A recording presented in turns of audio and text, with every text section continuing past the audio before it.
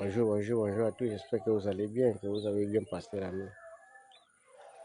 Je voulais juste vous passer cette information parce que d'habitude, on a écouté à gauche, à droite que la province de Lolo était le berceau du Parti démocratique gabonais. C'est la mer, c'est là-bas où le Parti démocratique gabonais a vu le jour. Mais la réalité, c'est que le Lolo, c'est la première femme de Haut-Togo. Parce que le Haut-Togo a deux femmes en réalité. Logo Lolo et Logo Evino. Ça fait deux femmes. Les gens ont l'habitude de dire les deux piliers du Parti démocratique gabonais. C'est deux femmes parce que dans ce sens où que tout est dirigé par le Haut-Togo. Et le Haut-Togo donne instruction au Lolo et Logo Evino pour l'exécution. Et c'est d'ailleurs pour cette raison que vous allez remarquer que la plupart des personnalités humiliées sont soit de Logo Lolo, soit de Logo Evino. Jamais vous allez trouver un traitement réservé au gouvernement, réservé aux gens du Haut-Togo. Jamais. C'est presque même rare. Pour preuve, vous voyez, M. Jean-Rémy Yama, il est accusé, entre guillemets, d'avoir détourné l'argent prévu pour la construction des logements des enseignants supérieurs. Donc, deux enseignants ont porté plainte. C'est ce qui justifie la présence, l'éternelle présence de Jean-Rémy Yama aujourd'hui en prison. Et vous savez tous le nombre kilométrique des Atogovéens qui ont pris l'argent visible et qui sont même cités. Ils n'ont même pas goûté à la prison. Et ensuite, vous avez le doyen Ginzuba. Bien sûr qu'on a arrêté avec son milliard. Il est en résidence. Les gens que le DG de la COC a cités au tribunal, ils sont tous en liberté.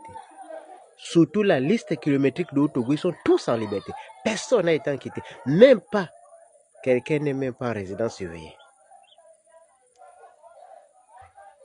C'est ça le pays.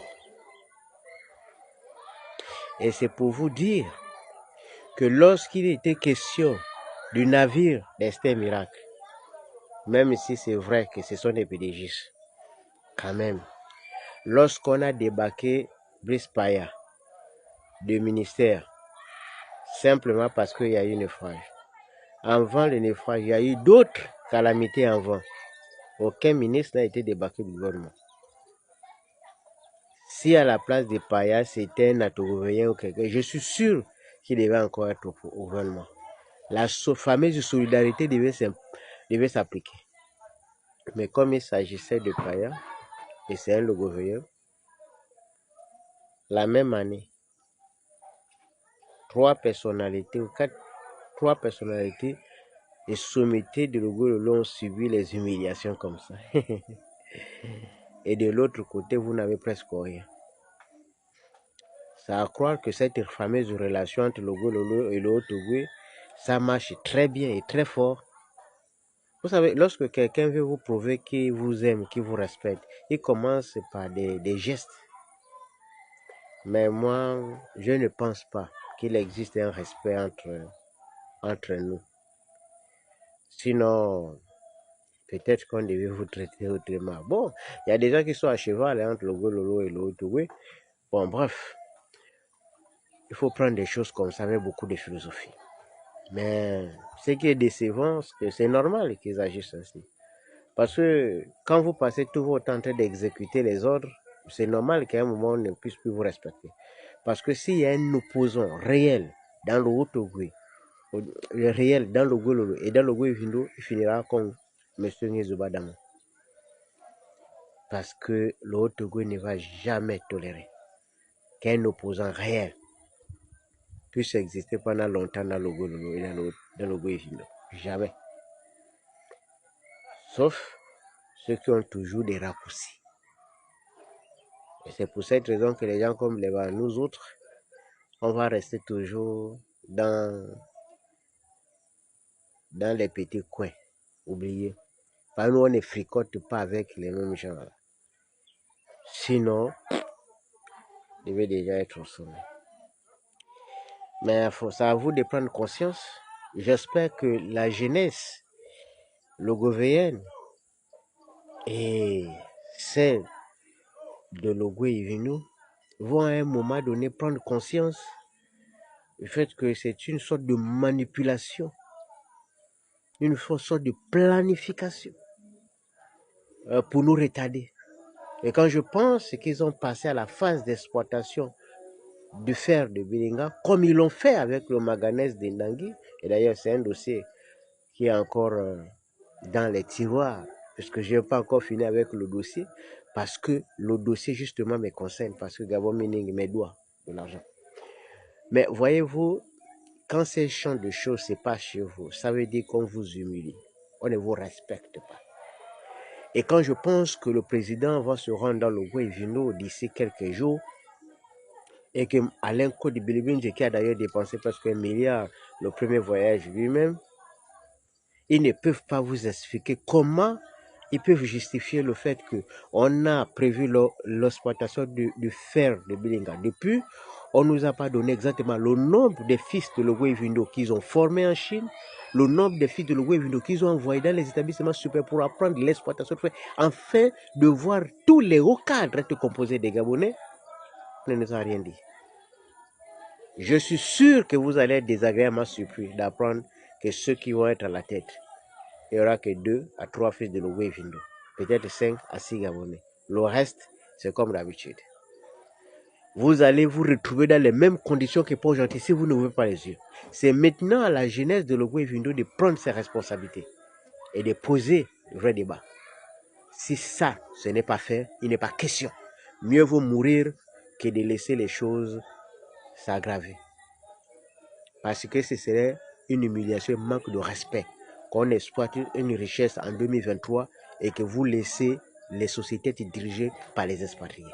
Ce qui se passe à Port-Gentil, c'est inadmissible. À vous aujourd'hui de prendre vos responsabilités parce que vous êtes encore là.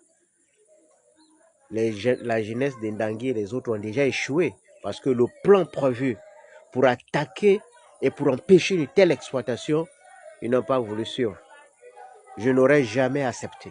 Alors là, jamais accepté un début d'exploitation du manganèse d'Indangui sans pour autant voir en quoi et à quel niveau Ndangui devait profiter de quoi que ce soit. Ce n'est pas être question. Mais malheureusement, comme vous le savez, chacun a pris sa part. Et il n'y a personne pour défendre les intérêts du peuple. Et le peuple pense qu'ils ont des gens qui défendent leurs intérêts. Et vous savez que Gabon Mining reverse à la ville de Kondia un peu d'argent. Il paraît un peu d'argent. Je n'ai pas la confirmation parce que je dois vérifier l'information. Mais si l'information a viré, ça veut dire que Ndangui, qui est propriétaire de la mine, ne gagne rien. Et ça a été planifié et exécuté. Et c'est la jeunesse de Ndangui qui se retrouve sans rien. Je suis désolé, mais c'est la démonstration de l'ignorance. Parce que quand tu ne connais pas tes droits, tu ne peux pas réclamer. Quand tu ne connais pas ton statut, tu ne peux pas te défendre. C'est justement là le problème. J'espère que les gens vont me démontrer le contraire. Parce que on n'est pas là dans le débat des personnes. Si tu as la connaissance, tu fais la démonstration. Moi, je vous dis, le manganèse, j'ai toujours dit, le manganèse de Kondia est exploité en Ndangui, département de Moulondo, province de Logolo. Ça n'a rien à voir avec le Haut-Ogooué. Absolument rien à voir. Que ça soit découpage géographique ou découpage politique, le manganèse se trouve au district de Ndangui. Et les bénéfices vont tomber au département de la CB-Bricolo. C'est inadmissible, c'est pas normal. Bon, mais qu'est-ce que je peux faire? Je ne peux que dénoncer. Mais là où le bas blesse et là où ça va chauffer, c'est que Gabon Mining a détruit mon village. Et j'ai toujours dit à Ali Bongo, il va payer. Pour ça, il va forcément payer. Parce que mon village, c'est mon village. Je n'ai rien à voir avec Ali, qu'il soit président ou pas. Ça, c'est pas mon problème.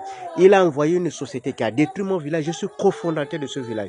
Et je vous assure, je vais faire tout ce qui est à mon pouvoir pour rentrer en possession de mon argent. Ça va arriver. Ça va prendre le temps que ça va prendre, mais ils vont dédommager. Et Billy le sait. Ils vont payer. Parce que moi, je ne suis pas du genre à se laisser faire. Ciao. En tout cas, à tous ceux qui ont les moyens pour manger le soir, mangez bien et dormez bien. Et ceux qui n'ont rien à manger, pensez que pour avoir la nourriture, il faut se battre. La nourriture ne vient pas te trouver à la maison.